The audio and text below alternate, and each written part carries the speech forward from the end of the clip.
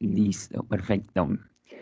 Bueno, muchachos, entonces esta parte, pues ya digamos, la trabajamos la clase anterior, pero pues la trabajamos ya muy sobre el final, entonces voy a retomar desde esta parte para profundizarla y también pues para cualquier duda que ustedes tengan, entonces me la puedan consultar, ¿listo?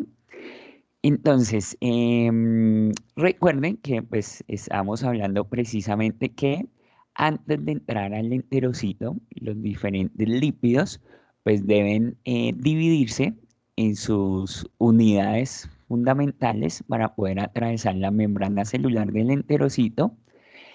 Y bueno, voy a volverme un tris acá para que lo entendamos mejor esa contextualización. Entonces recuerden, rápidamente comento eso nuevamente, entonces recuerden que todos los lípidos ingresan por alimentación, entonces por lo que se van a encontrar todo el tiempo en un medio acuoso, al interior del organismo van a estar todo el tiempo en un medio acuoso, entonces lo que va a ocurrir allí es precisamente que van a conformar gotas de aceite, ¿listo? Recuerden, en esas gotas de aceite tenemos a todos los lípidos mezclados, o sea, ¿quiénes? A los triacilglicéridos, a ácidos grasos, a fosfolípidos,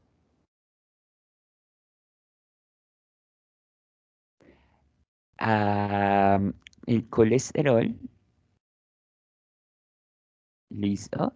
Y también al colesterol, pero esterificado, ¿listo? Colesterol esterificado. Entonces, todos estos lípidos ingresan por la alimentación, se van a ir uniendo precisamente, como yo les comentaba, digamos, cuando nosotros tenemos un vaso de agua y empezamos a adicionarle gotas de aceite, esas gotas de aceite al principio van a estar separadas.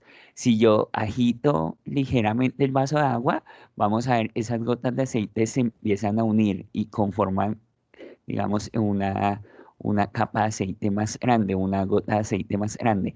Asimismo pasa con todos estos lípidos, ingresan por alimentación cuando están desde la boca en la saliva, ¿cierto? Es una mayor proporción de agua en el estómago, en los jugos gástricos también tienen una gran proporción de agua.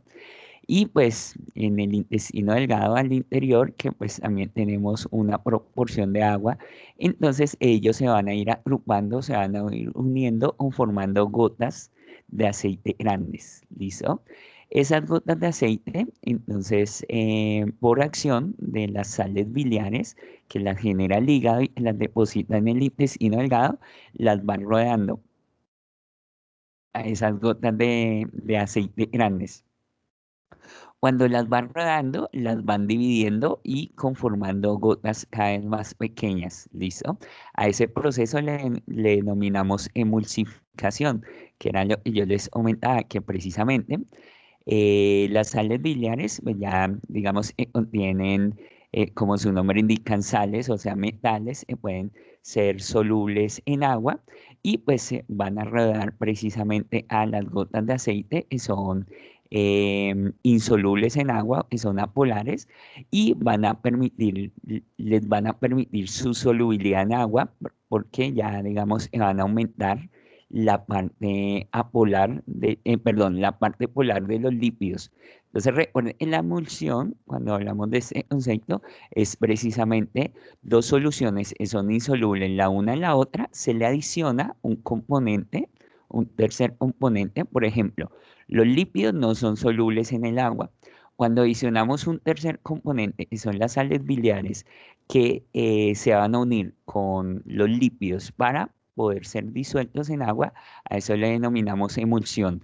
Cuando un tercer componente ingresa precisamente en esa, para generar la unión o la disolución de un compuesto que no es soluble en el otro. Aquí serían los lípidos y no son solubles en agua cuando precisamente se les adiciona sales biliares, entonces ellas son las que permiten la solubilidad en agua, ¿listo?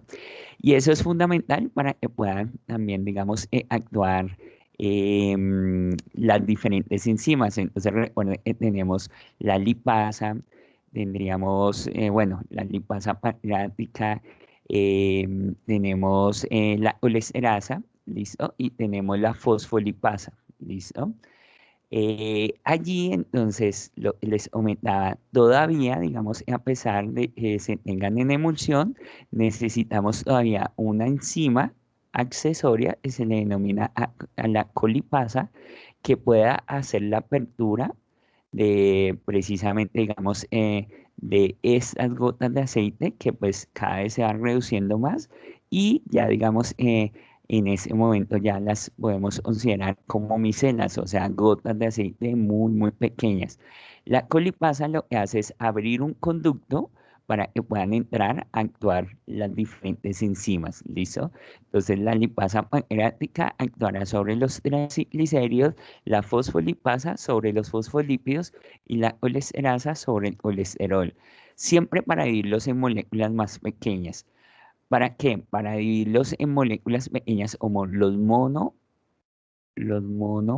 eh, ¿qué me pasó acá? Eh, perdón, listo. Los MAC, listo, que son monoacilglicéridos, listo, que digamos acá solo los colocan como MG, pero realmente son monoacilglicéridos, listo. Ese, que ya está suelto, es solo un ácido graso. Entonces, recuerda, el monoacilglicérido son tres átomos de carbono en el que todavía tienen un ácido graso enlazado, ¿listo? Los ácidos grasos ya libres, ¿listo? Por otro lado, tendríamos el colesterol solo, ¿listo? Ya, digamos, de ese color esterificado, ya le quitaron el ácido graso, entonces aquí sería ese ácido graso del colesterol esterificado. Por un lado, ingresa el ácido graso y por otro lado, el colesterol solo. ¿Listo? Ese colesterol, recuerden que ya es una molécula muy grande y no puede atravesar la membrana celular como si lo hace el monoacilglicérido y el ácido graso atraviesan directamente la membrana celular. ¿Listo?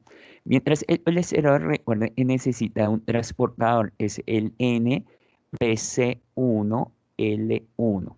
¿Listo? Ese es el transportador del colesterol. El monoacilglicérido y los ácidos grasos van al retículo endoplasmático liso y allí pues, resulta que tanto el monoacilglicérido como los ácidos grasos, también como el colesterol ingresa, pues particularmente después de todas esas rupturas que se hicieron para que pudieran ingresar, particularmente entonces inicia una resíntesis. La resíntesis es unión nuevamente de los compuestos divididos, que fueron divididos al interior del enterocito, se vuelven a unir para volver a constituir esos compuestos iniciales. O sea, vuelven a constituir triglicéridos, fosfolípidos y colesterol esterificado. Entonces, eso es lo que vamos a trabajar acá. Entonces, esa es la reconstitución que se da al interior del enterocito. ¿Dónde se da más específicamente? Entonces, en el retículo endoplasmático liso. Recuerden que tenemos como organelo celular otro retículo, es el retículo endoplasmático rugoso. ¿Listo? Entonces, por eso es específico hablar que la resíntesis se da es en el liso. ¿Listo? Bueno. Entonces, para la reconstitución de los triglicéridos al interior del enterocito tenemos un monoacilglicérido, entonces recuerden el monoacilglicérido, entonces son los tres carbonos que contienen un ácido graso, ¿listo? Ya digamos que contienen un ácido graso, entonces por ejemplo, digamos ese ácido graso lo tiene en el segundo carbono. Para esa reconstitución, entonces va a participar, digamos, en las enzimas que participan son aciltransferasas. Entonces recuerden que cuando hablamos de acil, estamos hablando, es una cadena carbonada,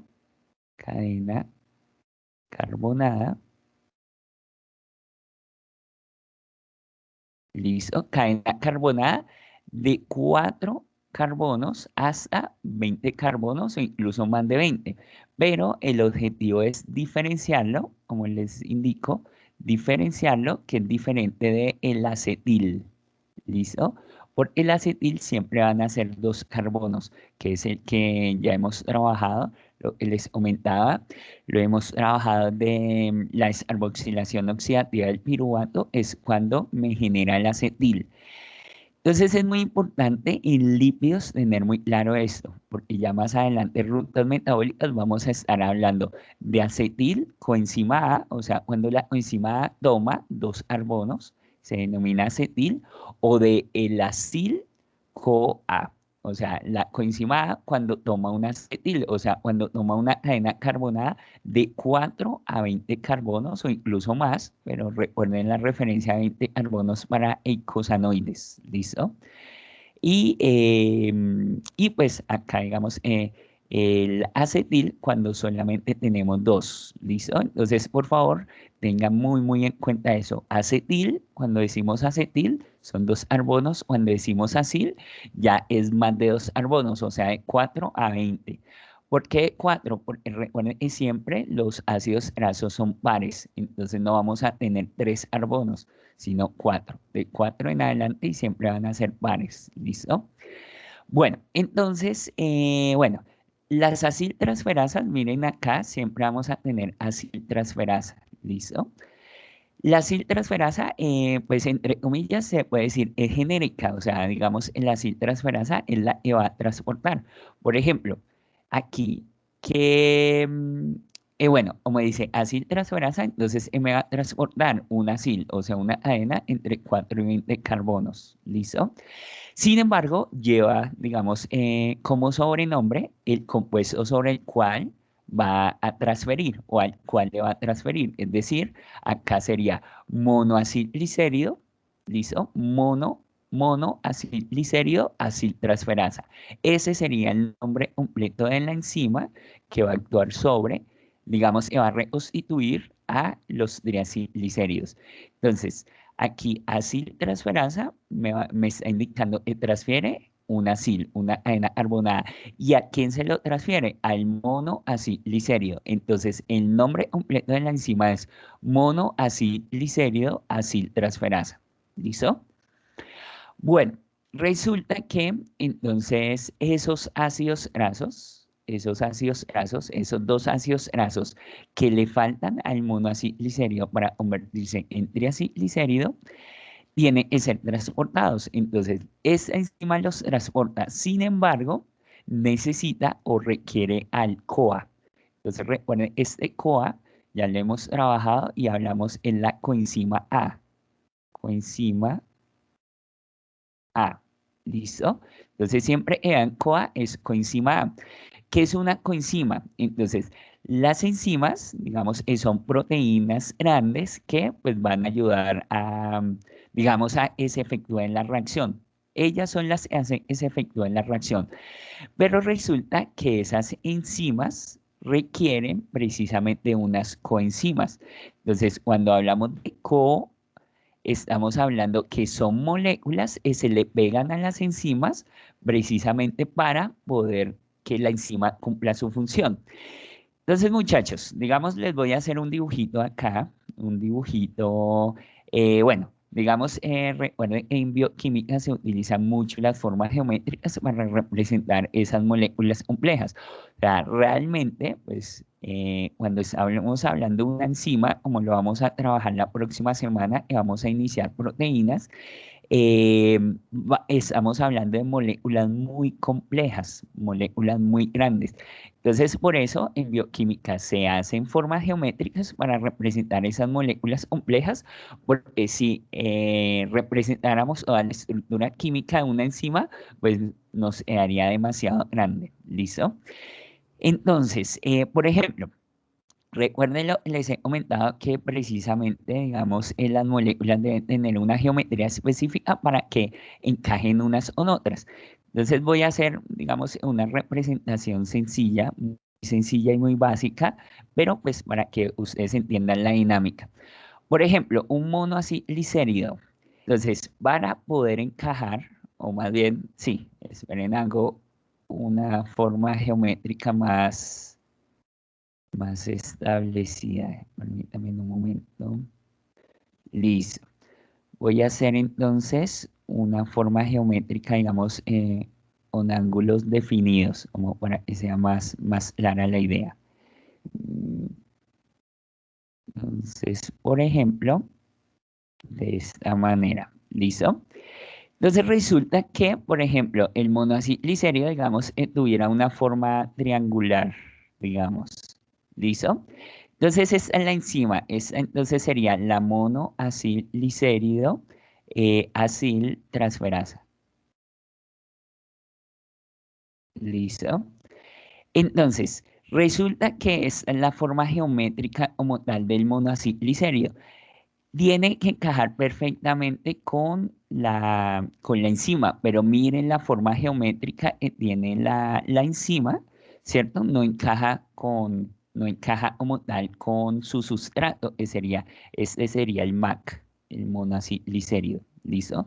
No encaja perfectamente. Entonces las coenzimas son moléculas que se le van a pegar a quién, al sustrato para que pueda encajar perfectamente con su enzima. Entonces, allí, por ejemplo, voy a hacerlo con otro color y voy a borrar acá. Voy a escribir este lo voy a escribir acá, el MAC. ¿Listo? Aquí sería el MAC. Y lo voy a cambiar de color acá para que lo entendamos mejor. Entonces la coenzima, ¿qué hace? Llega y se le pega precisamente acá, sería una molécula y se le pega a el sustrato, al monoacilglicerio, ¿para qué? Para que puedan encajar, como digamos, entre comillas, se complete el sustrato para que pueda encajar perfectamente con la enzima. Entonces, de esa manera, ¿qué tendríamos? Que acá, bueno, ahí me salió una línea, perdona, la borro rápidamente. Listo. Entonces, ahí ya digamos, adquiere la forma para encajar perfectamente con el sustrato. ¿Listo? Entonces acá, con la enzima, perdón. El sustrato es el monoacilglicérido. Y acá, entonces ya encajarían perfectamente. Ah, bueno, les voy a referenciar. Entonces, este segmento azul, ¿quién sería? La coenzima A. ¿Listo? Se me pasó. Tenemos cambio de coloración a rojo. Entonces, de esa manera es cuando ya tenemos precisamente, ya va a encajar perfectamente el sustrato con la enzima y ya puede generarle la modificación precisamente o la unión de los dos ácidos grasos. ¿Listo? Entonces, eso es lo que se genera precisamente o van a generar las enzimas van a ayudar al sustrato para que encaje perfectamente con la enzima. ¿Listo? La coenzima A, entonces, digamos, digamos, ayuda precisamente en esa conformación digamos, el triglicérido en cumplir la función del monacilglicérido en la enzima de transporte. Entonces va a transportar a los dos ácidos grasos, precisamente a los dos ácidos grasos, al monacilglicérido, para que pueda constituirse el triacilglicérido. Entonces, bueno, ahí me queda como un pequeño el espacio. Bueno, vamos a borrarla rápidamente. Listo. Entonces, por acá. Listo. Entonces, acá tendríamos los tres ácidos grasos unidos en la misma estructura. ¿Listo? Entonces, la coenzima A es una coenzima, o sea, no es una enzima completa, es solamente una molécula que va a llegar a complementar a la coenzima, ¿listo? Y allí, pues, digamos, lo que hablamos, y acá para complementarles la idea, es precisamente que esta coenzima pues trae unida precisamente, digamos, bueno, aquí para que tengan la forma, entonces traería precisamente, digamos, el ácido graso. El ácido graso, la cadena carbonada, no me quiere dejar escribir, la cadena carbonada traería la cadena carbonada del ácido graso para poderla unir. Entonces, una coenzima trae un ácido graso y lo coloca, ¿listo? Luego otra coenzima trae otro ácido graso y lo coloca en el otro carbono, ¿listo? Entonces, esa es la función de la coenzima. Bueno, entonces, ya digamos, quería como profundizarles esa parte, ese aspecto, para que, digamos, entendieran mejor esa dinámica. ¿Listo? Entonces, la coenzima toma el ácido graso, lo transporta hasta la enzima y lo une, pues, en su lugar correspondiente. Les comentaba también la última clase, entonces es el lisofosfolípido. Entonces, el lisofosfolípido, entonces lo que va a hacer es, tenemos una estructura en la cual el lisofosfolípido ya tiene un ácido graso, tenemos un fosfato, y ese fosfato, recuerden que va a tener adicionalmente la colina, ¿listo? O el derivado de aminoácidos, la tanolamina o la serina. Entonces, a este lisofosfolípido también va a actuar una siltransferasa en la cual la coenzima A va a tomar un ácido graso y se lo va a transferir ¿a dónde? Entonces, este ácido graso se lo transfiere a este carbono número 2. ¿Listo? Cuando ya tenemos los dos ácidos grasos más el fosfato, entonces ya tenemos, conformamos el fosfolípido. ¿Listo? La fosfatasa solamente actúa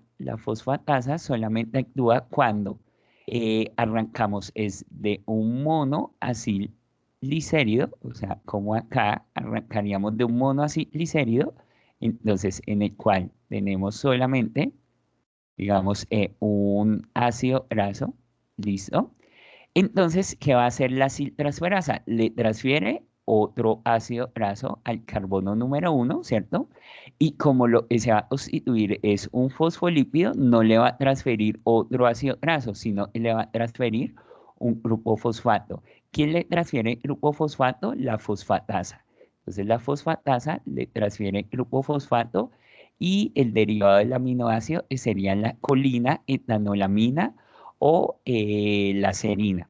¿Listo? Entonces, de esa manera, la fosfatasa únicamente actúa cuando no arrancamos de un lisofosfolípido, porque el lisofosfolípido ya tiene el grupo fosfato, perdón, acá el grupo fosfato, es la fosfatasa actúa es si arrancamos desde un monoacilglicérido, se le transfiere solo un ácido graso y el grupo fosfato. Y por último, entonces tenemos al colesterol, perdón, por acá borro rápidamente esta parte.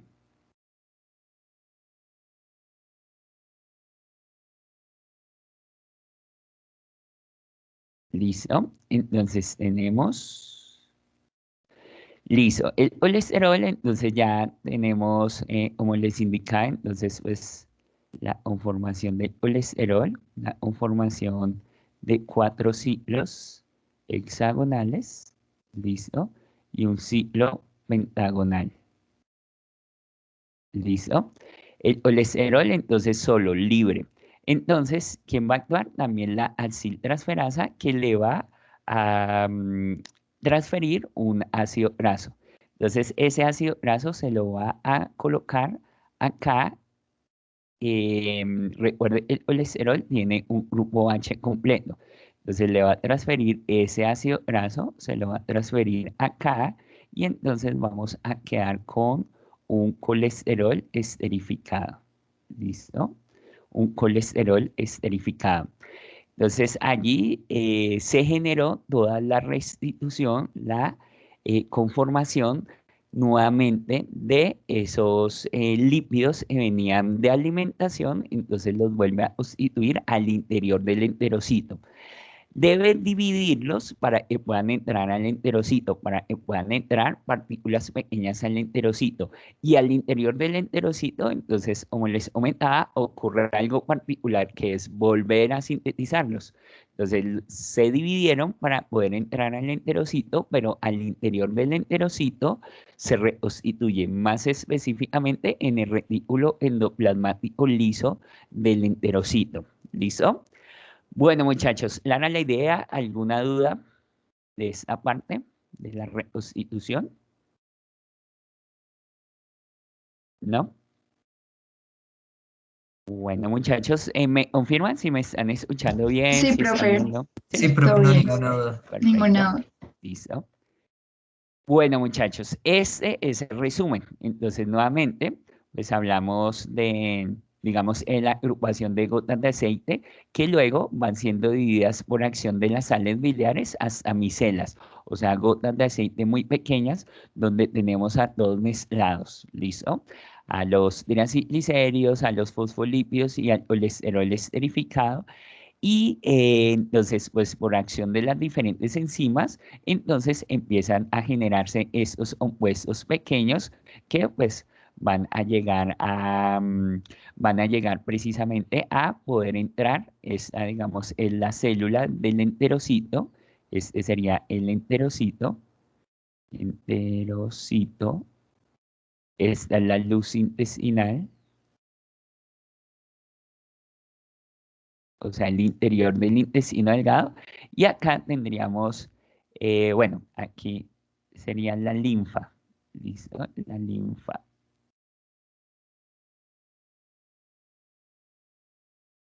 ¿Listo? Entonces, acá, ¿qué tenemos? Entonces, ya digamos, les aumenté entonces la agrupación de todos, ¿cierto? Ya por acción de las diferentes enzimas, entonces la colesterasa me genera colesterol libre y la fosfolipasa y la lipasa pancreática me genera ácidos grasos y monoacilglicéridos que ya pueden entrar al enterocito. Dentro del enterocito, ¿dónde va a ocurrir esa resíntesis? Entonces, recuerden, en el retículo endoplasmático liso. ¿Listo? Allí, entonces, lo que vamos a tener es que el colesterol libre se va a esterificar con un ácido graso para generarme el colesterol éster, o que también se denomina colesterol esterificado. ¿Listo?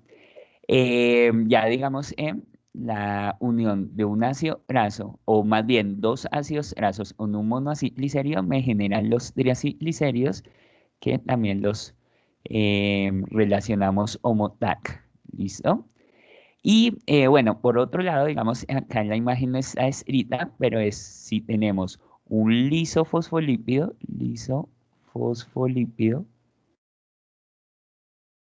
entonces se unirá con un ácido graso para generarme el fosfolípido. O si no tenemos lisofosfolípido, también se pueden constituir fosfolípidos a partir de un monoacilglicérido liso unido con dos ácidos grasos y un grupo fosfato. ¿Listo? Traen la fosfatasa y me genera el fosfolípido. ¿Listo?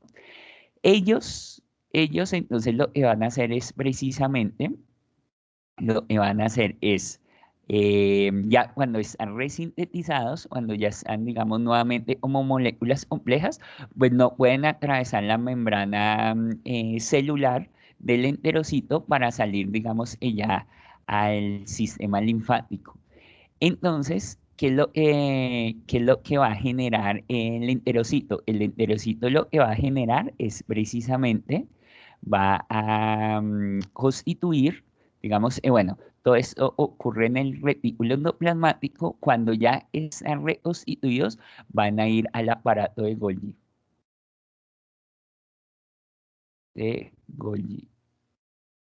Y en el aparato de Golgi, entonces, van a encapsularse, digamos, todas se van a unir nuevamente como gotas de aceite y van a quedar encapsuladas en unas proteínas. A esas proteínas se le denominan lipoproteínas. ¿Listo? Lipoproteínas.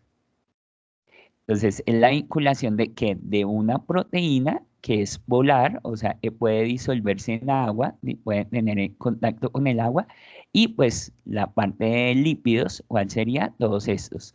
Colesterol esterificado, triglicéridos o fosfolípidos van a estar allí y pues ya sabemos, serían la parte apolar, o sea, que no puede disolverse en agua.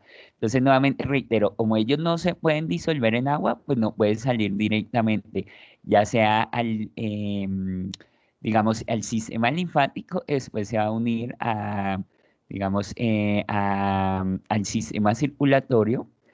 Entonces no pueden, digamos, ser liberados directamente porque tanto el sistema linfático como el plasma sanguíneo, entonces vamos a tener precisamente que su mayor composición es de agua. Entonces lo que necesitamos es que, o lo que hace el enterocito es, en el aparato de Golgi les coloca una proteína precisamente que digamos, va a hacer como el recubrimiento, como una especie de recubrimiento para que puedan salir directamente a la linfa y después pasar al torrente sanguíneo y puedan, digamos, ser transportados a todas las diferentes células. ¿Listo? Em, ya digamos, la lipoproteína que genera el enterocito se denomina kilomicrón, kilomicrón, ¿listo? El kilo, este kilo, digamos, en la linfa también se conoce con esta palabra, con kilo. ¿Listo? Kilo.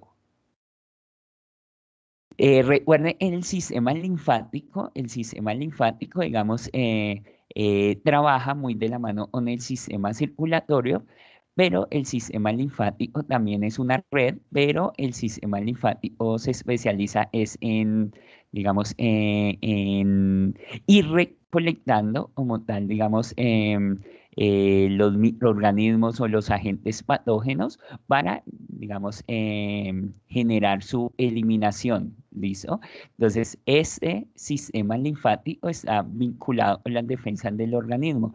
Digamos, el sistema linfático es un sistema que no tiene coloración, o sea, digamos, es un, un sistema que pues genera transporte, así como el sistema circulatorio en el organismo, pero está caracterizado porque va a transportar el leucocitos. La mayoría de glóbulos blancos van a estar presentes allí, ¿listo? Entonces, los hilomicrones son liberados primero a la linfa y recuerden que tanto ese sistema linfático llega a un punto donde se va a unir con el sistema circulatorio. Entonces, ahí en ese momento es cuando, por ejemplo, los hilomicrones son dispuestos en el sistema linfático, luego van a pasar al sistema circulatorio, ¿listo?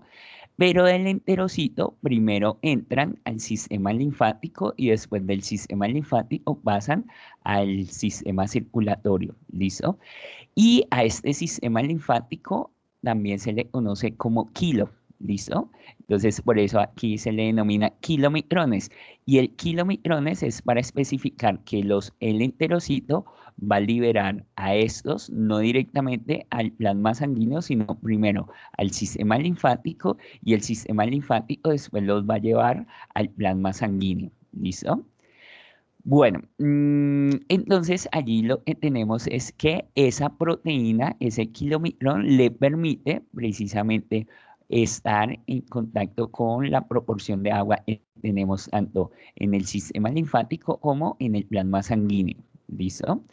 Em, digamos que este proceso, o sea, ya cuando el aparato de Golgi le colocó ese recubrimiento de la proteína del kilomicrón, entonces lo va a liberar.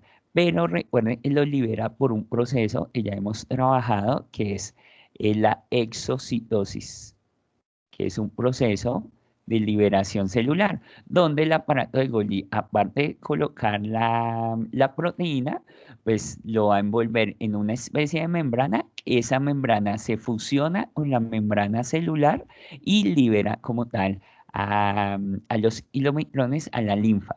La linfa entonces lo va posteriormente lo va a llevar a estos kilomicrones a el transporte venoso del sistema circulatorio. Y de ahí pues va a todo el organismo. ¿Listo?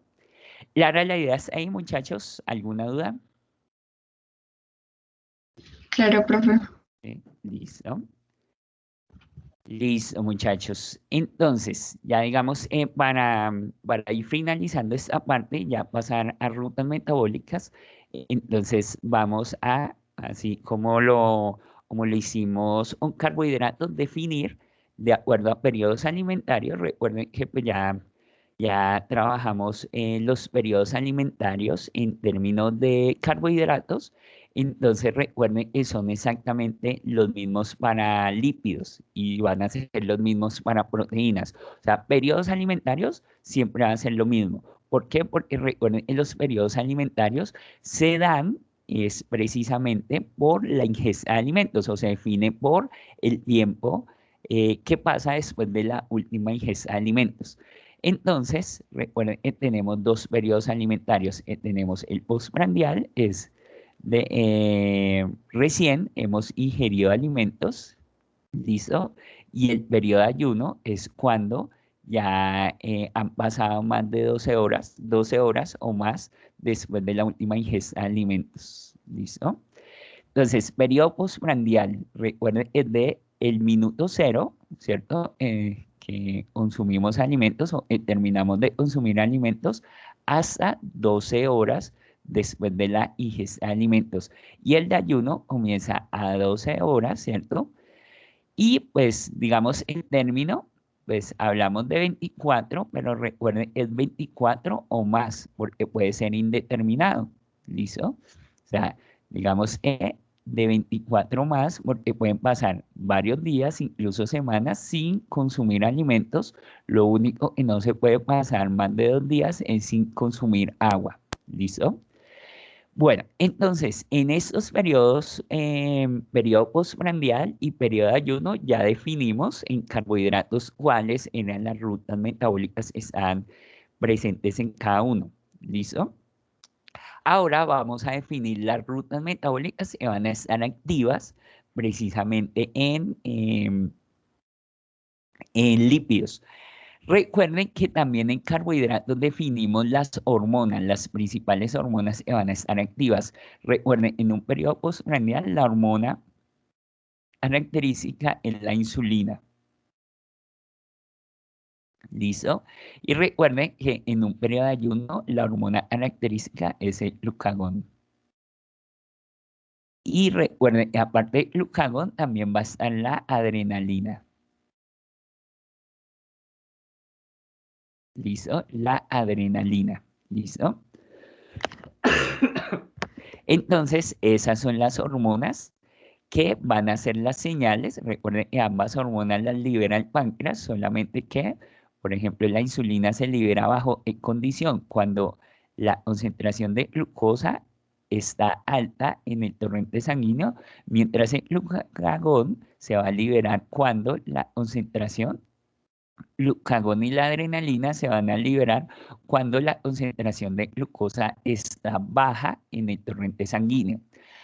¿Por qué hay una concentración alta de glucosa después de un periodo postprandial? Precisamente porque recién hemos ingerido alimentos, entonces se están generando todos los procesos de liberación, ¿cierto? Digestión de carbohidratos, por ejemplo, y esa glucosa está pasando allí en el enterocito, está pasando precisamente al torrente sanguíneo. Recuerden que estos procesos, pues primero vimos el de carbohidratos de digestión y ahora estamos o acabamos de ver el de lípidos, ¿cierto? Pero recuerden que no es que se den en diferente momento o en diferente tiempo, se dan de manera simultánea, porque recuerden que todos los alimentos tienen a todas las biomoléculas, sino que están, digamos, en diferente proporción, constituidos en diferente proporción por las diferentes biomoléculas. ¿Listo? Entonces, para que lo tengan claro, esos procesos de digestión de carbohidratos y digestión de lípidos se están dando en simultáneo, todo el tiempo se están dando en simultáneo. ¿Listo? Entonces, como recién hemos ingerido alimentos, entonces la concentración de glucosa está alta y eso lo detecta el páncreas y va a liberar a la insulina, ¿listo? A la insulina. Ya cuando han pasado más de 12 horas, entonces pues ya digamos lo que ha pasado es precisamente esas glucosas han entrado por alimentación, empiezan a ser consumidas por todas las células, por ende la glucosa está baja en el torrente sanguíneo. El páncreas detecta esa condición y va a liberar la hormona opuesta, el glucagón. Y ese glucagón, entonces recuerden que va a ir al hígado para liberar digamos, en la reserva de carbohidratos que tengamos allí presentes en el hígado. ¿Listo? Para lípidos, entonces es lo que va a pasar. Entonces recuerden, en los lípidos la primera función, como les decía, la primera función es de reserva. Reserva en lípidos. ¿Listo? Entonces, perdón, acá se me adelanta. De reserva. ¿Listo? Entonces, en el periodo postprandial, ¿cuál va a ser la principal actividad como tal? Es que esos lípidos ingresan por alimentación en el periodo postprandial, el organismo los va a reservar, ¿listo? Por eso les hacía esa indicación o esa diferenciación con carbohidratos. Entonces, en el periodo postprandial, en carbohidratos vamos a tener rutas metabólicas que me van a generar energía. Mientras de lípidos en el periodo postprandial vamos a tener rutas metabólicas y me van a generar reserva. ¿Listo?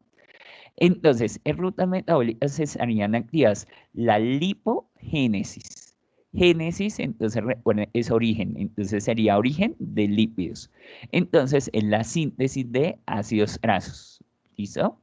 Entonces, esa es la primera ruta metabólica, estaría activa en un periodo postprandial. La síntesis de ácidos grasos. ¿Listo? Otra ruta metabólica estaría activa es cuando ya se han sintetizado esos ácidos grasos, entonces puede generarse una esterificación de esos ácidos grasos. Una esterificación ¿de qué? De tres ácidos grasos con un glicerol para generar la síntesis de triacilglicéridos, o sea, la síntesis de TAC. ¿Listo? Bueno, estas rutas metabólicas serían las que estarían activas de generación de reserva. Sin embargo, como ya lo vimos, pues también que lo que tenemos precisamente por alimentación, también ya están ingresando al organismo triacilglicéridos y están ingresando ácidos grasos ya directamente por alimentación. Entonces, en simultáneo, se están reservando, los ingresan por alimentación como tal como también, ya ahorita vamos a ver toda esa dinámica, como también se pueden generar más triacilglicéridos y se pueden generar más ácidos grasos. ¿Listo? Esas rutas metabólicas, ¿dónde van a ocurrir? Entonces, ocurren en varias células, pero principalmente van a ocurrir en el hígado, ¿listo? O sea, en el hepatocito y en el adipocito. Adipocito. ¿Listo? Y en el miocito, en la célula muscular. ¿Listo? Estas son las tres principales células donde se van a iniciar precisamente la lipogénesis y la esterificación o síntesis de triacilglicéridos. La síntesis de fosfolípidos y la síntesis de colesterol, entonces ya es de requerimiento que tengan las células. ¿Listo? Entonces, todas las células van a sintetizar fosfolípidos precisamente porque todas las células requieren fosfolípidos para ir regenerando la membrana celular. ¿Listo? Y pues las células pueden recoger o recolectar el colesterol, que ya también vamos a ver cuál es esa dinámica del colesterol, o también lo pueden sintetizar. ¿Listo? Entonces, allí hablaríamos de todas las células, entonces harían síntesis de fosfolípidos y síntesis de colesterol de acuerdo a la necesidad, a los requerimientos. Entonces, si necesita fosfolípidos o colesterol, recuerden que tanto los fosfolípidos como el colesterol, digamos, están presentes o constituyendo la membrana celular. ¿Listo? Entonces, los fosfolípidos y colesterol están presentes en la membrana celular. Por eso todas las células necesitan fosfolípidos y colesterol para estar regenerando la membrana celular. ¿Listo? Bueno, ya digamos en el periodo de ayuno, entonces miren digamos, en la diferencia como tal en términos de entre carbohidratos y lípidos. En el periodo postprandial, en carbohidratos, eso es para lípidos, lípidos, y acá tenemos carbohidratos. ¿Listo? En carbohidratos, entonces, la primera función, o sea, en el periodo postprandial es una función energética. Entonces, recuerden que estarían activas rutas metabólicas como la glucólisis, el ciclo de Krebs, la cadena transportadora de electrones para obtener energía. ¿Listo? Entonces, allí, digamos, esa es la función energética. ¿Listo? Entonces, mientras, por ejemplo, los lípidos están en una función de reserva, los carbohidratos están en una función energética. ¿Listo? Entonces, esa es la circunstancia que tenemos en un periodo postprandial. ¿Listo? Para ya también relacionarles dos términos, muchachos. Bueno, ahora, o bueno, aquí relacionamos dos términos. Uno es catabolismo, catabolismo, ¿listo? Y otro término que es anabolismo, ¿listo? Para que ustedes también allí lo vayan teniendo presente. Catabolismo es cuando partimos de una macromolécula,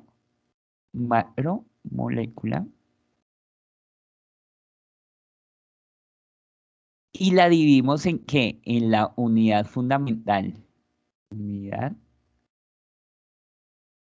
fundamental, fundamental para obtener energía. ¿Listo? Para obtener energía. Entonces, por ejemplo, lo, eh, es lo que estaría pasando con los carbohidratos. Tenemos macromoléculas como los polisacáridos, como por ejemplo el almidón que ingresa por alimentación o el glucógeno ingresa por alimentación, la maltosa, la sacarosa, las destrinas, que son macromoléculas, ¿cierto? Y son polisacáridos y oligosacáridos a través del proceso de digestión que hicimos, irlo dividiendo a su unidad fundamental, que son los monosacáridos. ¿Listo? Y esos monosacáridos, en rutas metabólicas, los seguimos dividiendo hasta llegar a obtener energía, a obtener ATP. ¿Listo? A eso le denominamos un proceso catabólico, que es tomar una molécula grande y la dividiendo hasta llegar a su unidad fundamental y allí pues ya generar energía a partir de ella en las rutas metabólicas. Anabolismo es lo contrario. Anabolismo es cuando tenemos una molécula, una unidad fundamental, ¿listo? Unidad fundamental. Entonces, por ejemplo, para carbohidratos, entonces sería el monosacárido, la vamos uniendo, encadenando para formar macromoléculas, por ejemplo, polisacáridos, ¿listo? Y cumplir una función de ¿qué? De reserva, ¿listo? Teniendo en cuenta estos términos, entonces se los voy a resaltar acá, teniendo en cuenta estos términos, de catabolismo es pasar de moléculas grandes, de polisacáridos u oligosacáridos a, ya digamos, unidades fundamentales como monosacáridos y llegar a conformar energía. El mecanismo opuesto, que va en la dirección contraria, es el anabolismo, que es precisamente tomar unidades fundamentales o formar macromoléculas para reservar. Teniendo en cuenta esos dos procesos, o sea, digamos, de ese concepto, de ese nombre, los lípidos en un periodo postprandial estarían haciendo anabolismo, ¿listo?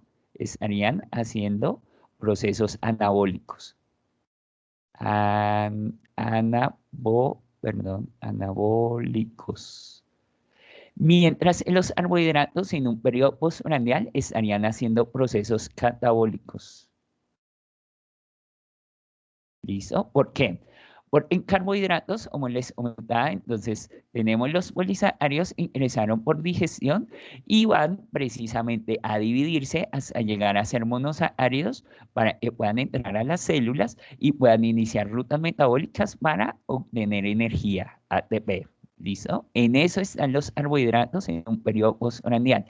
Mientras en los lípidos, ¿cómo están? Están tomando precisamente moléculas pequeñas como los ácidos grasos, precisamente para irlos encadenando o esterificando para formar moléculas grandes o macromoléculas como los triglicéridos. ¿Para qué? Para generar reserva. Entonces se están generando procesos anabólicos. ¿Listo? Clara la idea con catabolismo y anabolismo, muchachos. ¿Alguna duda de estos dos términos? No, profe, ¿No? Listo, claro. perfecto, listo. Entonces, en el periodo de ayuno se van a invertir, o bueno, no invertir porque pues, realmente el carbohidrato no se invertiría. Se va a invertir es en el término de lípidos. En lípidos, en el periodo postprandial, pues se generó la reserva, ¿cierto? Entonces, en lípidos tenemos, cumple su segunda función, que es la función energética. Ética. ¿Listo? Entonces, ¿qué es lo que vamos a tener allí? Entonces, en lípidos vamos a tener las rutas metabólicas, se van a activar las rutas metabólicas y me van a liberar energía. ¿Listo? Entonces, tenemos la lipólisis, entonces lisis, recuerden que es ruptura. Entonces, ¿ruptura de qué? De lípidos. Entonces empiezan a degradar los que se han constituido acá en el periodo postprandial, esas reservas. Esa reserva de triacilglicéridos empieza a degradarse. Entonces se degrada triacilglicéridos, quiere decir degrada. Como tenemos triacilglicéridos, tres ácidos grasos en la misma estructura, entonces empiezan a romperse los enlaces éster y se liberan los ácidos grasos.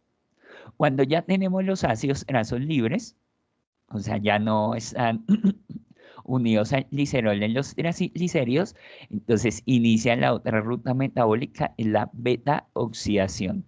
¿Listo? Esa beta oxidación, ¿en qué consiste? En tomar los ácidos grasos libres y precisamente transformarlos para obtener energía, transformarlos en acetiles, o sea, todos, digamos, en la cadena carbonada de los ácidos grasos, ustedes saben que pues es bastante larga, digamos, que si la asumimos como 20 carbonos, entonces esos ácidos grasos de 20 carbonos, la beta oxidación, ¿qué va a hacer? Dividirlos de a dos carbonos, empieza a dividirlos de a dos carbonos. ¿Por qué a dos carbonos? Porque los dos carbonos se convierten en acetil. Recuerde que acetil es dos carbonos. Entonces, si tenemos un ácido graso de 20 carbonos, entonces esta metaoxidación empieza a dividirlo de a dos carbonos. ¿Listo? Esos 20 carbonos los divide a dos carbonos. Cada dos carbonos me genera un acetil. ¿Qué va a llegar? La coenzima A toma ese acetil. ¿Y dónde lo va a llevar? Lo va a llevar al ciclo Krebs. Y en el ciclo Krebs, recuerden que cuando entra un acetil, cuando un acetil da la vuelta al ciclo Krebs, me va a generar energía. ¿Listo? Me va a generar tanto ATP como DRENAT y como un FAT para, pues, digamos, este NAT y este FAT entren a la cadena transportadora de electrones y me genere energía. ¿Listo? Entonces, de esa manera es como la beta oxidación divide los ácidos grasos para que entren al ciclo Krebs y me puedan generar energía. ¿Listo? Bueno, ya digamos, lo vamos a ver con más detalle ahora, pero pues para darle la generalidad. Y cetogénesis es cuando se van a generar cuerpos cetónicos. Eso es precisamente para compensar energéticamente. Primero se inician estas dos rutas metabólicas, pero si el ayuno ya empieza a ser prolongado. Recuerden que ayuno prolongado es cuando tenemos 24 horas o más, cuando ya pasamos de 24 horas sin consumir alimentos. Entonces ya se empiezan, digamos, a reducir estas reservas que tenemos de lípidos. Entonces se activa la cetogénesis. La cetogénesis es precisamente una ruta metabólica en la cual se van a constituir cuerpos cetónicos. ¿Listo? Cuerpos cetónicos. Esta ruta metabólica solo la puede hacer el hígado. ¿Listo? Hígado. Estas rutas metabólicas, ¿quiénes las van a hacer? Las células hicieron esa reserva, o sea, el hígado, el adipocito y el miocito. Entonces, es hígado, hígado, adipocito y miocito. Entonces, el hígado, el adipocito y el miocito generaron esas reservas de lípidos, ¿listo? Entonces, las rutas metabólicas opuestas las pueden hacer las mismas células, ¿listo? Mientras cetogénesis solamente la puede hacer el hígado, ¿listo? Solamente el hígado, ¿listo? Bueno, entonces, eso, digamos, es uno de los últimos recursos que tiene el organismo para mantenerse energéticamente. Ya lo vamos a ver en profundidad, pero es cuando la beta-oxidación me genera muchos acetilcoenzima A, el organismo no tiene la capacidad para procesar todos esos acetilcoenzima A. Entonces lo que va a hacer es precisamente generarme esa ruta metabólica para que esos dos carbonos me generan la oxidación y si el ciclo de Krebs está ocupado, entonces lo que va a hacer es llevarlos a convertirlos en cuerpos cetónicos para liberarlos al torrente sanguíneo y en el torrente sanguíneo lo van a tomar las diferentes células. Sin embargo, las principales que utilizan estos cuerpos cetónicos para generar energía es la neurona, o sea, más específicamente el cerebro, la neurona, las neuronas del cerebro trabajan muy bien con estos cuerpos cetónicos porque recuerden que les he comentado, ninguna célula puede quedarse sin energía, pero sobre todo las neuronas están ubicadas en el cerebro, en ningún momento se pueden quedar sin energía. Entonces, por eso ellas pueden aprovechar muy bien a los cuerpos cetónicos. ¿Listo? Otras que pueden utilizar son los miocitos, que pueden utilizar estos cuerpos cetónicos. ¿Listo? Los miocitos del músculo esquelético y también, sobre todo los del corazón, porque pues el músculo cardíaco pues no puede quedarse tampoco sin energía. Todo el tiempo debe estar cumpliendo su función. ¿Listo? Y otra que lo puede utilizar son las nefronas, o sea, las de el riñón. ¿Listo? Nefronas. Las de riñón también pueden utilizar este tipo. Nefronas. Listo. Estas dos rutas metabólicas se generan en el mismo periodo. Por ejemplo, lipogénesis en el periodo postprandial es el origen de los lípidos, ¿listo? De ácidos grasos. Lipólisis, entonces, digamos, que se genera en el periodo puesto ayuno, ¿listo? Pero tanto la cetogénesis como la cetólisis, o sea, la generación de cuerpos cetónicos, como la ruptura, lisis, recuerden, ruptura de esos cuerpos cetónicos para generar energía, o sea, creación de esos cuerpos cetónicos para generar energía, se generan las dos en el mismo periodo de ayuno. ¿Por qué razón? Porque el hígado solamente genera los cuerpos cetónicos. ¿Quién aprovecha esos cuerpos cetónicos? Otras células. ¿Listo? Entonces, ese es un mecanismo que se genera cuando ya estamos, digamos, en un periodo, un periodo de ayuno prolongado, ¿cierto? Y también, por ejemplo, cuando se está haciendo ejercicio extremo, extenuante, prolongado, también el cuerpo entra en un periodo que se denomina inanición.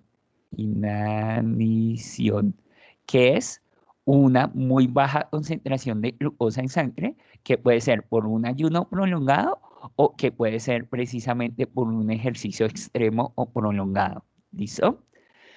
Bueno, Clara, la idea es ahí. ¿Alguna duda? ¿Vamos bien? ¿Sí? Vamos bien, profe. Listo. Bueno, em, ya digamos, para hacer un comparativo y ahí sí cerrar y pasar a rutas metabólicas es el siguiente.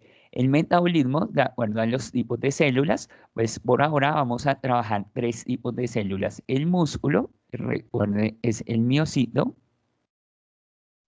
listo, el tejido adiposo, que sería el adipocito, adipocito, listo, y el hígado es el hepatocito, listo. Listo. Entonces, digamos, del punto de vista de carbohidratos, entonces ya sabemos el GLUT4 es para el miocito, que es el mismo GLUT4 de afinidad intermedia, es para el adipocito, y que el GLUT2 es para el hepatocito. Ya sabemos por rutas metabólicas de carbohidratos, entonces puede entrar la glucosa, ¿listo? Al citoplasma y que en el citoplasma, entonces recuerden que lo primero que van a hacer es colocarle un fosfato en el carbono 6 para asegurarla. Entonces lo mismo pasa en las tres células, ¿listo? Esa es la primera reacción, por ejemplo, de la glucólisis. Entonces ahí se iniciaría glucólisis, cuyo objetivo o fin es generar ATP. ¿Listo? Entonces recuerden que no es solamente la glucólisis, sino es encadenada con el ciclo de Krebs y con la cadena transportadora de electrones. Cadena transportadora de electrones. ¿Listo? Que si la célula ya está satisfecha energéticamente, entonces puede tener rutas metabólicas divergentes, ¿cierto? Entonces puede ir a la vía pentosa-fosfato, ¿listo? O puede ir a la síntesis de glucógeno para generar reserva de carbohidratos, ¿listo?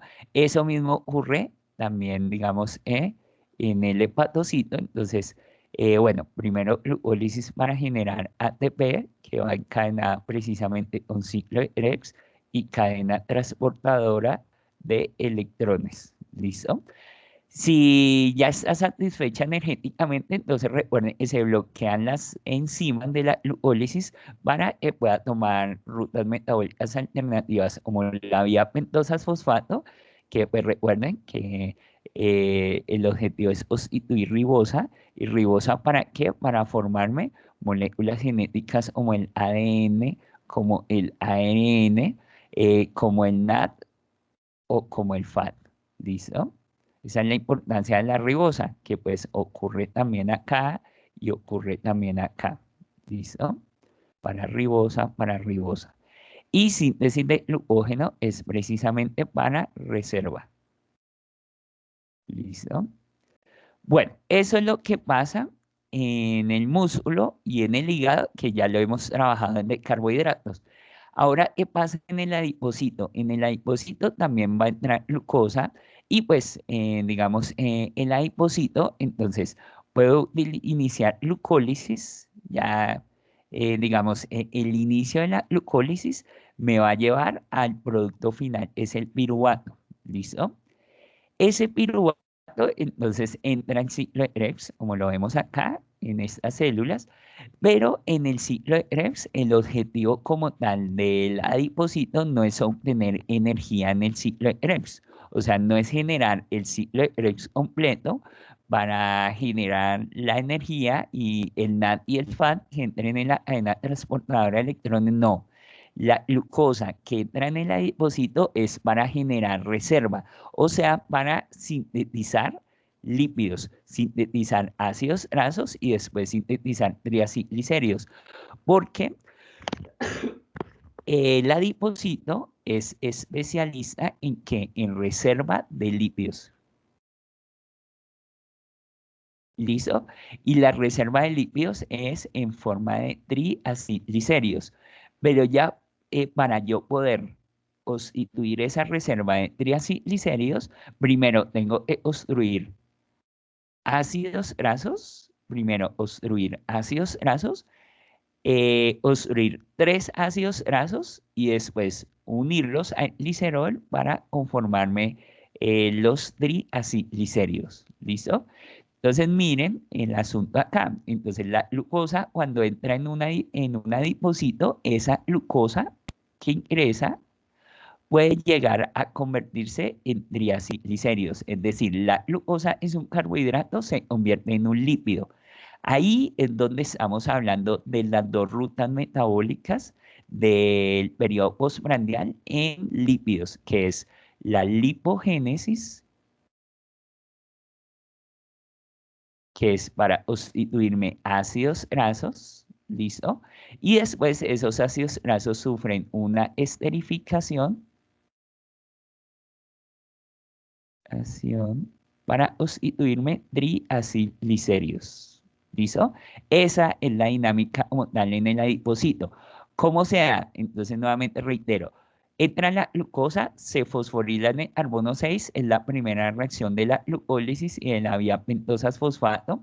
Entonces, en el adipocito, esa glucosa va a seguir glucólisis, llega a convertirse en piruvato, es el producto final como tal de la glucólisis, se da en el citoplasma y recuerde que tiene 3 carbonos. Aquí se da la descarboxilación oxidativa del piruvato y me genera el acetil, ¿listo? Recuerden, el acetil es de 2 carbonos, ¿listo? Y la coenzima A toma ese acetil y lo introduce al ciclo de Krebs. ¿Listo? Entonces recuerden, en el ciclo de Krebs, ¿qué vamos a tener? En el ciclo de Krebs tenemos al oxalacetato. Recuerden, el oxalacetato es de 4 carbonos. ¿Listo? Esos 4 carbonos se van a unir con estos dos del acetil y me van a conformar una estructura de 6 carbonos. Entonces, perdón, por acá borro esta línea. ¿Listo? Entonces, acá tenemos que es de 2 carbonos. Entonces, recuerde, el oxalacetato es de 4 carbonos. Y esos 4 carbonos se van a unir con los dos del acetil para conformarme al citrato. En una estructura de 6 carbonos. ¿Por qué de 6? Porque se unió el oxalacetato con el acetil y me conformaron entonces al citrato de 6 carbonos. Eso ocurre aquí al interior del ciclo Krebs, en la mitocondria. Esta es la mitocondria. ¿Listo? Esta es la mitocondria. Eso ocurre allí al interior de la mitocondria, en la matriz mitocondrial. Pero resulta en ese momento, cuando ya está conformado el citrato, no va a seguir el ciclo de Krebs. No va a seguir el ciclo de Krebs. Porque si sigue el ciclo de Krebs es para tener energía. Y el adipocito lo que quiere es reservar esos carbohidratos en forma de lípidos. Entonces, es lo que va a pasar, lo que se observa acá. Ese citrato no va a continuar el ciclo de Krebs, sino que va a salir de la mitocondria, esa es la mitocondria, va a salir a dónde? Al citoplasma. Entonces, ese citrato que se formó en el ciclo de Krebs va a salir a el citoplasma. ¿Listo? Aquí en la membrana, recuerde que la membrana de la mitocondria tiene dos membranas, una interna y una externa. El citrato tiene, digamos, esas membranas tienen un transportador específico para el citrato, que se denomina, eh, el transportador se denomina citrato, ¿listo? Porque es específico para el citrato. Citrato sale, ¿listo? Al citoplasma. En el citoplasma, ¿qué es lo que va a pasar? Se va a dividir nuevamente. Acá se constituyó a partir de el oxalacetato que teníamos allí en el ciclo de Krebs y el acetil que proviene del piruvato. ¿Listo? Esos 2 carbonos provienen del piruvato. Cuando ya está afuera, se va a volver a dividir. ¿En qué? En oxalacetato, ¿listo? Se divide en oxalacetato y se divide nuevamente en acetil coenzima A, o sea, en estos 2 carbonos. Este proceso para que lo realiza simplemente para este acetil pueda salir, ¿listo? Pueda salir y estar en el citoplasma, que no es en la mitocondria, sino ella se encuentra en el citoplasma. Entonces, por eso sale el citrato, se divide nuevamente en el oxalacetato, que retorna, ese oxalacetato retorna ingresa nuevamente a la mitocondria para estar presente allí en el ciclo Krebs y poder recibir al otro acetil. ¿Listo? Y este acetil, que ya está en el citoplasma, entonces va a iniciar, ¿qué ruta metabólica? Va a iniciar la lipogénesis. Aquí se genera lipogénesis. ¿Lipogénesis para qué? Para conformar ácidos grasos. Pero miren cuántos carbonos tenemos. Tenemos solo 2 carbonos, solo 2. ¿Listo? Entonces, tiene que ocurrir varias veces, tiene que ocurrir este proceso para que pueda irse incrementando el número de carbonos y llegar a constituir un ácido graso. Un ácido graso, digamos, convencional, que pueda servir para constituir un triacilglicérido, como mínimo debe tener 16 carbonos, como mínimo. Puede tener 16, 18, 20 o hasta 22, o incluso 24 en algunos casos. Pero, digamos, los más comunes son de 16, de 18 y de 20. ¿Listo? Para constituir los triglicéridos. Entonces, miren, nuevamente reitero, todo este proceso proviene de la glucosa, o sea, de carbohidratos podemos llegar a constituir ácidos grasos, pero necesitamos varias glucosas para ir sumando de a 2 carbonos y poder llegar a completar como mínimo 16 carbonos. ¿Listo? Entonces, recuerde que a partir de una glucosa, partimos en la glucosa de 6 carbonos, ¿cierto? La glucosa de 6 carbonos. Entonces, aquí vamos a obtener, recuerde que 2 piruvatos. O sea, acá tenemos 2 piruvatos, cada uno de 3 carbonos. Entra el primer piruvato, me genera este acetil que se va a unir con el oxalacetato para constituirme citrato. Ese citrato sale de la mitocondria al citoplasma, se divide en oxalacetato que retorna al ciclo Krebs para esperar el otro acetil y el citrato, entonces se divide en oxalacetato y acetil y esos 2 carbonos ya en el citoplasma del adipocito me van a generar, me van a ir constituyendo el ácido graso, pero solo tenemos 2 carbonos. Entonces necesitamos que el otro piruvato ingrese nuevamente como acetil, en esta descarboxilación oxidativa del piruvato se convierte en acetil, estos 2 carbonos se van a unir con el oxalacetato para volver a hacer lo mismo, salir como citrato. Se divide el citrato en el citoplasma, se divide en esos 2 y acá ya tendríamos otros 2 carbonos de acetil, o sea, ya llevaríamos 4 carbonos. De los 16, a partir de una glucosa, yo obtengo 4 carbonos, 2 acetiles. Cada piruvato va a entrar acá y por eso vamos a tener 2 acetiles por cada glucosa, o sea, 4 carbonos. Cada glucosa me va a generar 4 carbonos para el ácido graso.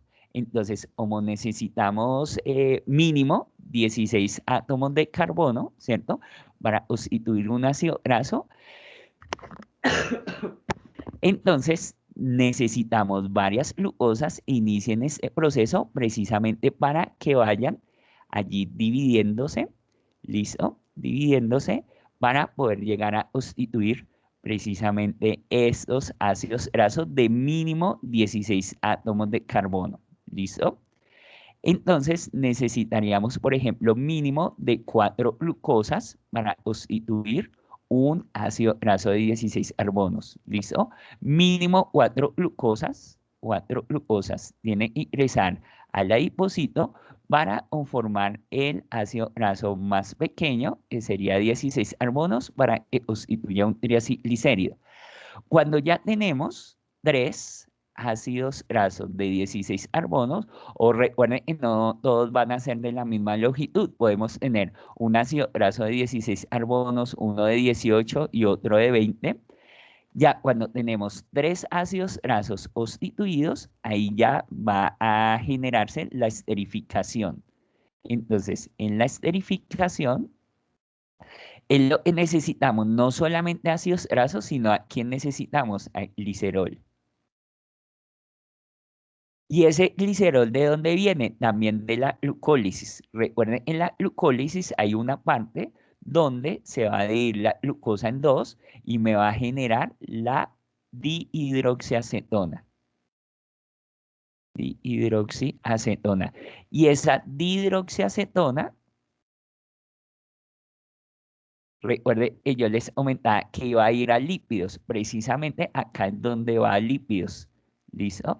Esa dihidroxiacetona se convierte en el glicerol, que son esos 3 átomos de carbono que me van a conformar la base estructural para que se esterifiquen con estos 3 ácidos grasos y me generen el triacilglicérido. ¿Listo? Entonces, recuerden, la hidroxiacetona, ¿qué es? Recuerden, hay una parte de la glucosa que la glucosa se convierte en fructosa y esa fructosa se divide en dos, en gliceraldehído, y yo les decía, el gliceraldehído continuaba directamente la glucólisis y la dihidroxiacetona. Recuerden, esa dihidroxiacetona es de 3 carbonos. Y esa dihidroxiacetona, entonces, esa dihidroxiacetona, entonces lo que va a pasar es que puede isomerizarse a gliceraldehído, ¿cierto? Para poder continuar la glucólisis. O yo les decía, si no se isomeriza a gliceraldehído, entonces va a continuar la ruta metabólica de lípidos. Es en ese punto. La hidroxiacetona, entonces recuerden, es un carbohidrato de 3 carbonos, que es una cetosa, y tenemos en el carbono número 2 una cetona. ¿Listo? Entonces, allí, cuando se va a unir a la ruta metabólica de lípidos, es lo que tiene que pasarle. Este grupo funcional cetona se va a convertir en un grupo funcional OH. ¿Listo? Entonces, me va a quedar como CH2, CH2, ¿listo? Y cada átomo de carbono con su grupo OH. Esperen un momento que está como lento un poco. Ya, ¿listo? Este 1H y este 1H. Entonces, cuando la dihidroxiacetona tiene en el carbono 2 una acetona, se convierte en esa acetona en un alcohol, entonces es cuando me forma el glicerol. Recuerde, el glicerol son 3 átomos de carbono con grupos OH. ¿Listo? Bueno, eso es la generalidad. Acá estamos en la generalidad, ya en su momento, ya vamos a ver, les retomo toda esta parte en la lipogénesis y en la esterificación, pero para que ustedes tengan el mapa general, ¿listo? No sé si les clara la idea, si tienen alguna duda. ¿Vamos bien? Bien, profe. Sí, señor. ¿Sí? Listo, perfecto. Bueno, entonces acá ya con eso concluimos esta parte de digestión de lípidos, ¿listo? Profe, ¿me puedes volver un momento? Claro que sí, claro que sí.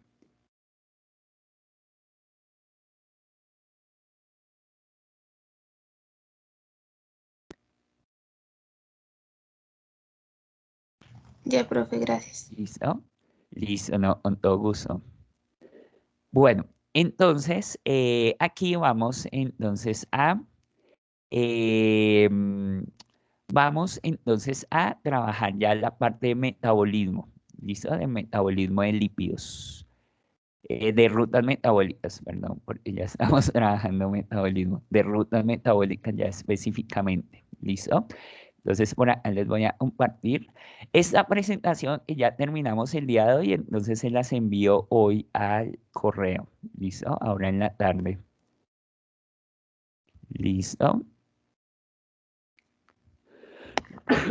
¿Me confirman si ya están observando en pantalla las diapositivas, por favor? Ya, profe. ¿Ya? ¿Listo? Listo, muchachos. Entonces, para iniciar a hablar de rutas metabólicas de lípidos, necesitamos tener clara la dinámica del transporte de lípidos en el organismo. O sea, cómo llegan, digamos, antes de iniciar las rutas metabólicas, necesitamos saber cómo llegan hasta precisamente las células.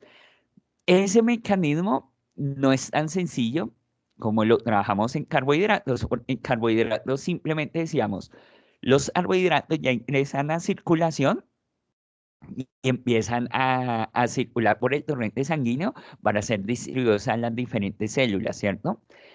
Resulta que en lípidos no es tan sencillo. ¿Por qué razón? Porque ya sabemos, entonces, los lípidos son insolubles en agua y tanto la linfa como el plasma sanguíneo, su mayor proporción es agua. Entonces, no es sencillo el transporte. El transporte implica que tener una lipoproteína, que es la que va a encapsular a los lípidos y va a generar o a permitirme su distribución. ¿Listo? Entonces, tenemos que tener, primero, claro, es una lipoproteína, ¿listo? Una lipoproteína, ya trabajamos la primera, que es el kilomicrón, ¿listo? Entonces, lipo, que me va a identificar lípido, ¿cierto? Que va a estar constituido por lípido y proteínas, o sea, la vinculación de esas dos biomoléculas. Proteínas lo vamos a empezar a trabajar la próxima semana, lípidos, pues ya lo hemos venido trabajando. Entonces, las lipoproteínas, entonces, en términos generales, tenemos entonces al kilomicrón, micrón, kilomicrón, ¿listo? Tenemos, digamos, en la lipoproteína que se denomina de muy baja densidad, que es VLDL.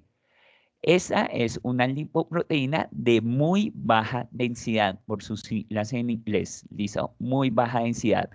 Tenemos otras que son de densidad intermedia, es IEDL. Tenemos las de baja densidad, que es LDL, ¿listo? Y tenemos las que son de alta densidad, HDL, ¿listo? Entonces, esa es muy baja, hagámosle acá como la relación, muy baja, proteínas de muy baja densidad, estas son de densidad intermedia,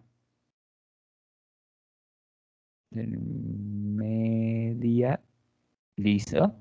Entonces, BLDL, muy baja densidad, IDL, densidad intermedia, L simplemente es baja densidad y HDL entonces es alta densidad. ¿Listo?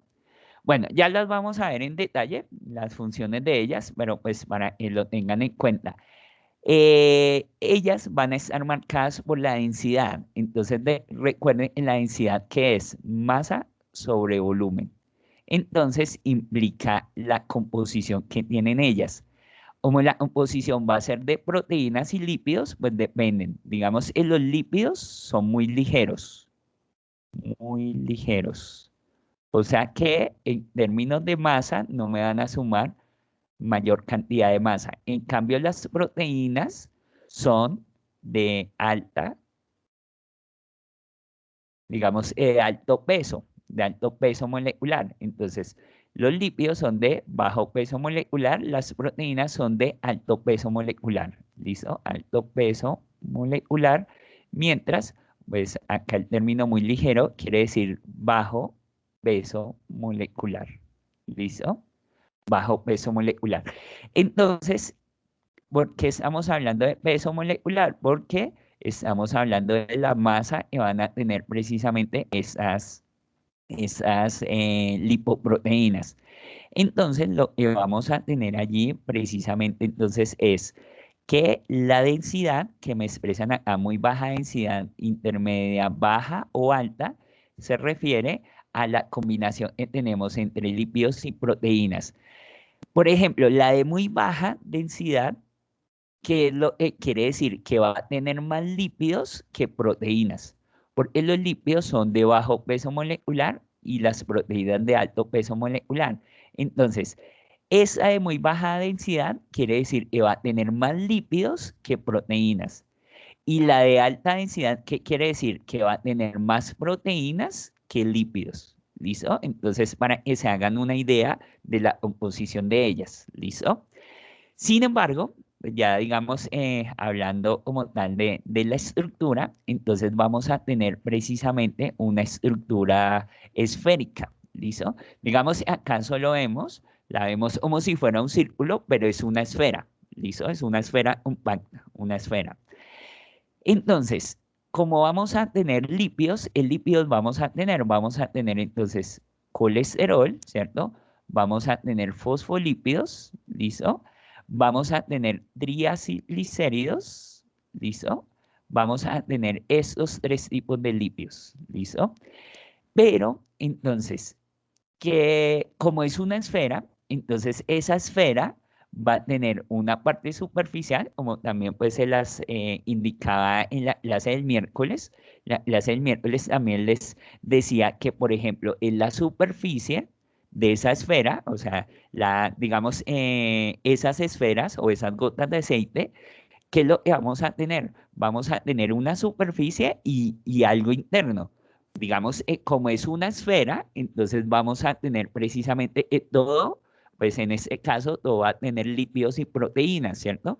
Pero la superficie es muy importante. ¿Por qué? Porque esa superficie es la que va a tener contacto con el agua cuando van a estar siendo transportados por la linfa o van a estar siendo transportados por el plasma sanguíneo. Esa superficie de esa esfera va a estar en contacto con el agua. Por ende, ¿qué es lo que necesitamos? Que la superficie como tal de esa esfera tengamos componentes que puedan tener contacto con el agua. ¿Listo? Porque si en la superficie tenemos elementos que son apolares y no pueden tener contacto con el agua, pues lo que va a pasar es precisamente que no pueden ser transportados ni por la linfa ni por el plasma sanguíneo porque van a estar todo el tiempo repeliéndose. ¿Listo? Entonces, de esa manera, hablamos que esa lipoproteína va a tener una superficie que es todo esto, que digamos, todo este contorno, le denominamos superficie, superficie, listo. Y a esto interno, pues bueno, digamos, ahí se ve como si fueran muy pocos lípidos, pero realmente está súper lleno de lípidos, le denominamos corazón, corazón, que pues también de pronto en las consultas que ustedes hagan también se denomina core. Core pues es corazón, ¿listo? Corazón, ¿listo? Entonces, em, allí entonces tenemos una diferente composición de la lipoproteína de lo que puede estar en la superficie, como les está aumentando, solamente en la superficie pueden estar lípidos y proteínas que puedan estar en contacto con el agua. Y en el corazón ya van a estar los lípidos y no pueden estar en contacto con el agua. ¿Listo? Entonces, en el corazón, ¿qué lípidos no pueden estar en contacto con el agua? Los triacilglicéridos, ¿cierto? Y también el colesterol esterificado.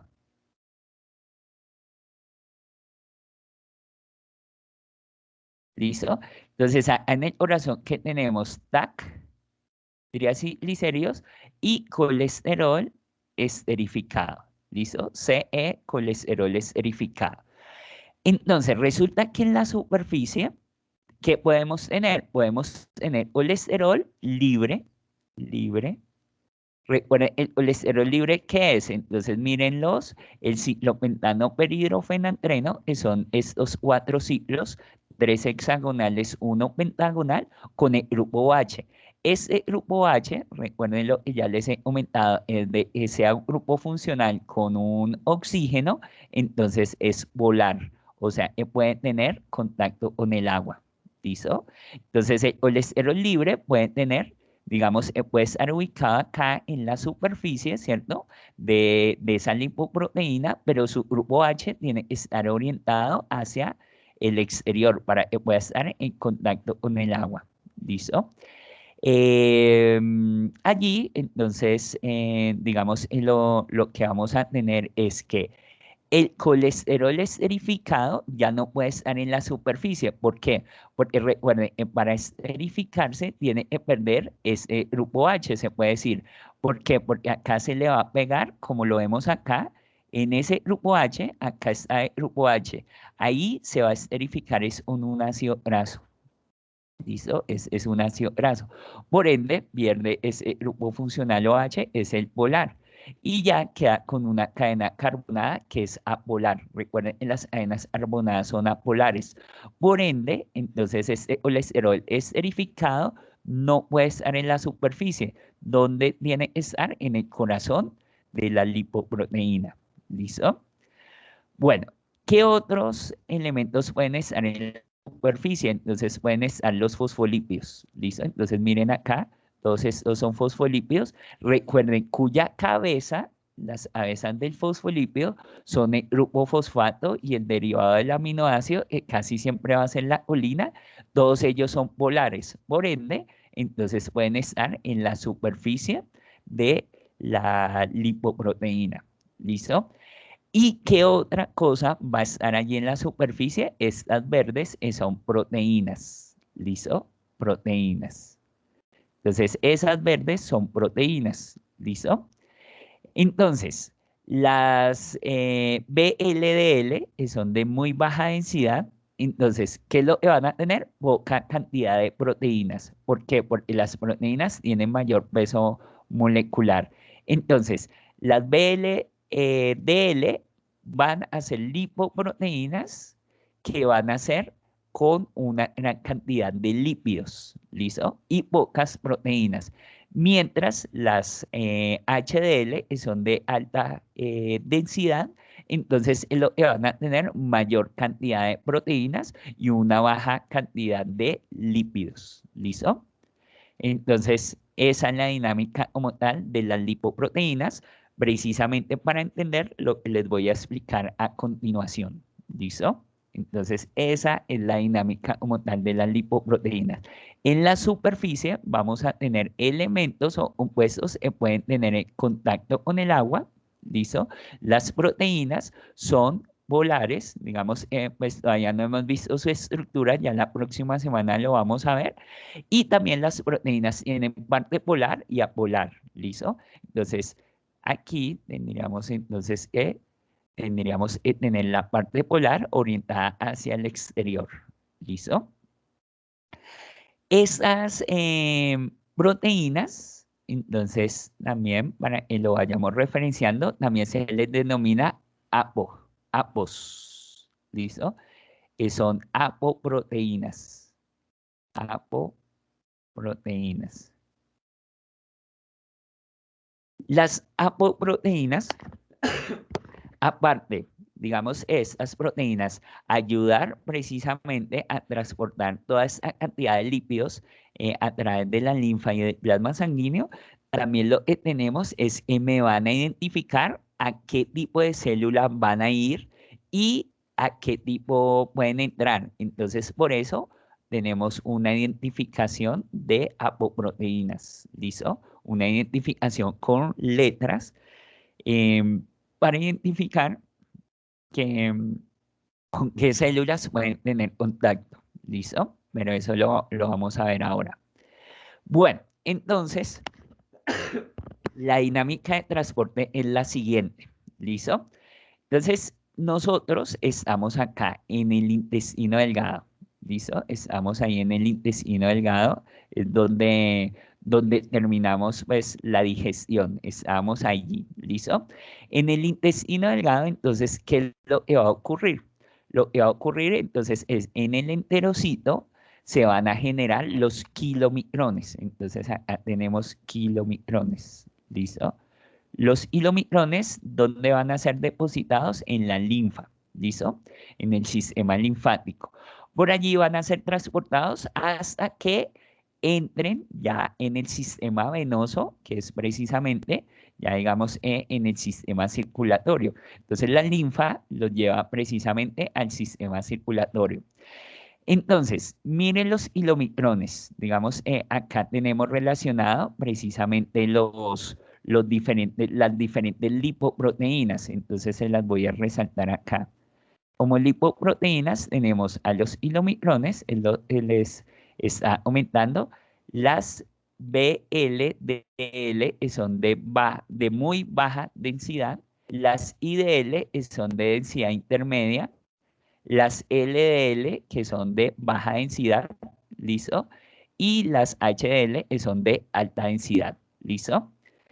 Entonces, todo comienza en esta parte, ¿listo? Todo comienza acá, ¿listo? En los hilomicrones. Entonces, los hilomicrones, ¿de dónde vienen? Del intestino, y en los hilomicrones es lo que vamos a tener. Vamos a tener, entonces, ya sabemos, triglicéridos, vamos a tener TAC y colesterol esterificado en el interior, ¿listo? En el interior del kilomicrón, ¿listo? Y recuerden, en la superficie también tenemos colesterol, solo colesterol libre, y tenemos fosfolípidos. Fosfolípidos, vamos a dejar hasta ahí. Entonces, en el kilomicrón están reunidos todos: triacilglicérido, colesterol esterificado, colesterol libre y fosfolípidos, allí en el kilomicrón. ¿De dónde vienen esos triacilglicéridos, colesterol esterificado, colesterol libre y fosfolípidos? De la alimentación, de la grasa que entró por la dieta, por la alimentación, que llegó hasta el intestino delgado y que fue procesado en el enterocito para conformar los kilomicrones. Resulta que los hilomicrones, cuando entran a los capilares, en los capilares vamos a tener una enzima que es la lipoproteína lipasa. Esta es una enzima, ¿listo? Lipoproteína lipasa. Entonces es una enzima. ¿Dónde va a estar esa enzima? Esa enzima va a estar en los capilares. ¿Listo? Está pegada a la vena, sí, digamos a las venas, a las arterias, pero principalmente en los capilares, en donde va a estar adherida a las paredes de los capilares. La enzima se denomina lipoproteína lipasa, que también, digamos, la podemos conocer con sus siglas LPL. ¿Listo? Esas son las siglas de, perdón, esas son las siglas de esa proteína. LPL, lipoproteína lipasa. ¿Listo? Va a estar en los capilares. ¿Qué es lo que va a hacer esa enzima sobre los hilomicrones? Resulta que ella lo que va a hacer es empezar a dividir a los triglicéridos. O sea, esta lipoproteína lipasa va a actuar sobre los triglicéridos, están conformando a los kilomicrones. ¿Y qué es lo que va a hacer allí? Los va a dividir a través de una hidrólisis. ¿Listo? Entonces, con una molécula de agua, ¿listo? Es una enzima hidrolasa, con una molécula de agua va a tomar a los triglicéridos, o sea, los TAC, los va a tomar y los va a dividir ¿en qué? Los va a dividir en glicerol. Entonces, recuerden que los TAC son glicerol unido con tres ácidos grasos. Entonces, cuando actúa la lipoproteína lipasa, lo que va a liberar ese glicerol, que son los tres átomos de carbono, ¿listo? Entonces, con sus grupos OH, ¿listo? Con sus grupos OH, el glicerol, y por otro lado va a tener entonces a liberar los ácidos grasos. A partir de un triglicérido, ¿cuántos ácidos grasos? 3 ácidos grasos quedarían libres. Entonces, un glicerol y 3 ácidos grasos. El glicerol, ¿a dónde va a ir? Va a ir a el hígado, ¿listo? Y me va a generar la síntesis de glucosa, ¿listo? Entonces allí ya les voy a conectar, eso es lo que vamos a trabajar el día lunes, que es la gluconeogénesis. Gluconeogénesis, ¿listo? Entonces recuerden, es una ruta que está más asociada a carbohidratos, pero su origen es desde lípidos y desde proteínas. Entonces el día lunes vamos a trabajar, a iniciar desarrollando esta ruta metabólica, gluconeogénesis. Entonces, por favor, para que lo tengan muy en cuenta, ¿de dónde viene el glicerol? Se va a integrar en la gluconeogénesis, se los voy a especificar el día lunes. ¿De dónde viene? De los hilomicrones, o sea, los triglicéridos entraron por alimentación, que los capilares, la enzima lipoproteína lipasa va a generar la hidrólisis de los triglicéridos, liberándome al glicerol que va a ir al hígado para generar gluconeogénesis. ¿Listo? La gluconeogénesis solo se puede generar en el hígado. ¿Listo? Y esos tres ácidos grasos, entonces lo que va a hacer es ir, digamos, a las diferentes células, ¿listo? Distribuir a las diferentes células para que las células puedan generar energía a partir de esos ácidos grasos a través de esa ruta metabólica en la beta oxidación, que es donde les digo, los ácidos grasos que son de 20 átomos de carbono empiezan a irse de a 2 átomos de carbono para generarme acetil coenzima A y obtener energía. ¿Listo? Estos ácidos grasos, nuevamente, como son lípidos, no pueden ser transportados por el plasma sanguíneo directamente, sino que necesitan de una proteína transportadora, que es la albumina. La albumina es una proteína transportadora. Transportadora. ¿Listo? La albumina, perdona, se me adelantó, la albumina no es una lipoproteína, ¿listo? Para que lo tengan en cuenta, no es una lipoproteína. La albumina es una proteína transportadora, puede transportar lípidos, pero también puede transportar otro tipo de cosas. Por eso no son como tal lipoproteínas, porque no se especializan en lípidos, sino que van a transformar diferentes componentes. Entonces, estos ácidos grasos quedan libres por acción de la lipoproteína lipasa, no van a seguir siendo transportados por los kilomicrones y no pueden quedar allí libres en el torrente sanguíneo, sino la albumina las toma y las lleva precisamente a los diferentes tejidos, ¿listo?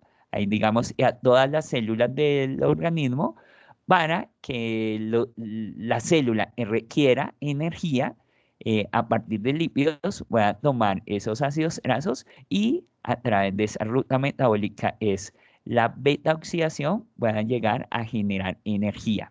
¿Listo? Entonces, a partir de la beta oxidación se genera ATP, pero es ATP que se genera a partir de lípidos, a partir de ácidos grasos. ¿Listo? Bueno. Lo otro que puede ocurrir es precisamente estos ácidos grasos vayan al adipocito y sean reservados, o sea, se resinteticen con un glicerol allí en el adipocito y me vuelvan a formar TAC, me vuelvan a formar triacilglicéridos, pero ya en el tejido adiposo, o sea, en el adipocito. ¿Listo? Entonces, esos ácidos grasos, cuando circulan por el torrente sanguíneo y ninguna célula los toma para obtener energía a partir de ellos, llegan hasta el tejido adiposo y en el tejido adiposo lo que va a ocurrir es que se resintetizan, o sea, se unen tres ácidos grasos, pero ya en el adipocito con un glicerol para conformarme en los triacilglicéridos. ¿Listo? Bueno, ¿vamos a seguir bien? ¿Alguna duda? ¿Vamos bien? Bien, profe. Sí, listo. Bueno, muchachos, ya nos quedan 3 minuticos. Vamos a dejar allí bueno, ya digamos, el día lunes ya hacerles toda la contextualización. Simplemente una parte muy pequeña ya para cerrar ahí es que, por ejemplo, acá los kilomicrones que ingresaron a los capilares donde está la lipoproteína lipasa y que generó esta hidrólisis, entonces, como genera la hidrólisis de los triglicéridos, entonces los kilomicrones se vuelven más pequeños. ¿Por qué? Porque la lipoproteína lipasa le sacó, se puede decir entre comillas, triglicéridos para dividirlos y eso hace que los kilomicrones se vuelvan más pequeños porque el corazón, el core, que era la mayor cantidad de triglicéridos, se vuelve más pequeño. Entonces, eso hace precisamente que los kilomicrones miren el tamaño que tenían acá y acá ya quedan más pequeños porque ya fueron sacados la mayoría de los triglicéridos, no todos, pero la mayoría fueron sacados. Entonces, como se vuelven pequeños, ya le denominamos remanentes, ¿listo? son remanentes de kilomicrones, ¿listo? Que todavía tienen algo, algunos triglicéridos, pero ya una muy pequeña cantidad, y pues el colesterol sí todavía no ha sido distribuido. Entonces, apenas van a ir al hígado como remanentes. Entonces, al hígado los kilomicrones llegan con un tamaño más pequeño y por eso se le denominan remanentes.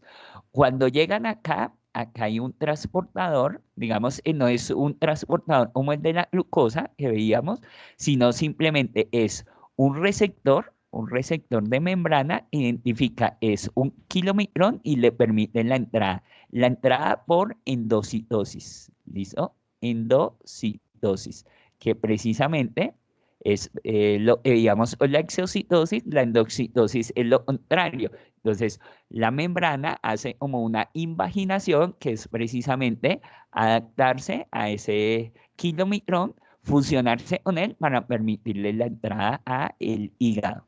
¿Listo? Entonces, a ese proceso se le denomina endocitosis. ¿Listo?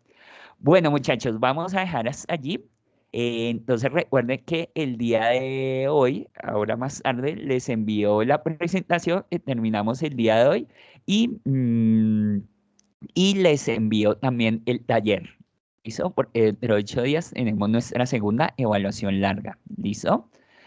Bueno, muchachos, entonces un gusto haber compartido con ustedes la clase de hoy y pues desearles un feliz fin de semana, ¿listo? Que descansen y que también el día de hoy tengan una feliz tarde, ¿listo? Que les vaya muy bien en sus siguientes